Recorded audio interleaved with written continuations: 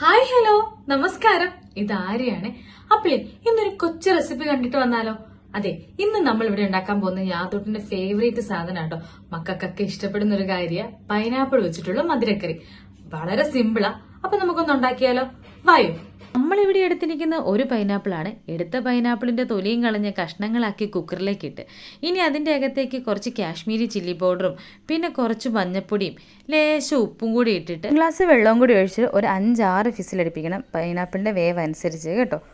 അപ്പോൾ അതവിടെ ഇരുന്ന് വേകട്ടെ. നമുക്ക് ഇപ്പുറത്തെ അടുപ്പ് കത്തിച്ച് നമുക്കൊരു ശർക്കരപ്പാനി ഉണ്ടാക്കാം. ഒരു ശർക്കര എടുത്ത് തല്ലി പൊട്ടിച്ച് പാനിനകത്തേക്കിട്ട് കുറച്ച് വെള്ളവും കൂടി ഒഴിച്ച് നമ്മൾ തിളപ്പിക്കാൻ വെച്ചു കേട്ടോ. ഇത് തിളച്ചൊന്ന് പറ്റി വരുമ്പോൾ നമ്മുടെ ശർക്കരപ്പാനി റെഡിയാവും. അപ്പം നമുക്കിനി പോയി കുറച്ച് തേങ്ങ ചിരണ്ടിയിട്ട് വരാവേ.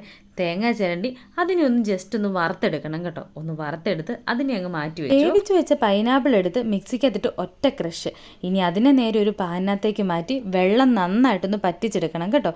ഇനി അതിൻ്റെ അകത്തേക്ക് ചേർക്കുന്നത് നമ്മുടെ ശർക്കരപ്പാനി കേട്ടോ. ശർക്കരപ്പാനിയും ചേർത്ത് നന്നായിട്ടൊന്ന് ഇളക്കി ഇനി വറുത്ത് വെച്ച തേങ്ങയും കൂടി ഇട്ട് നന്നായിട്ടൊന്ന് ഇളക്കി വെച്ച് കഴിഞ്ഞാൽ സംഭവം സെറ്റായിട്ടുണ്ട് കേട്ടോ. നല്ല മണമുണ്ടേ. ഒരുപാട് ലൂസും ആകരുത്, ഒട്ടും ടൈറ്റും ആകരുത്. ഈ പാകമാകുമ്പോൾ നമ്മൾ ഗ്യാസ് അങ്ങ് ഓഫ് ചെയ്തോണേ. ഇനി നമുക്ക് താളിച്ചൊഴിക്കുക ചെയ്യേണ്ട കേട്ടോ.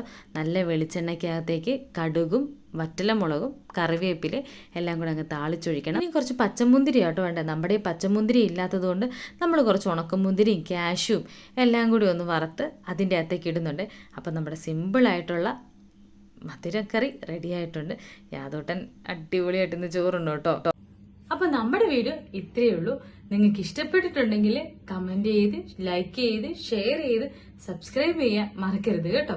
അപ്പൊ ഇത് കൂട്ട് കൊച്ചു കൊച്ചു വീഡിയോ ആയിട്ട് വീണ്ടും കാണാം. ടാറ്റാ.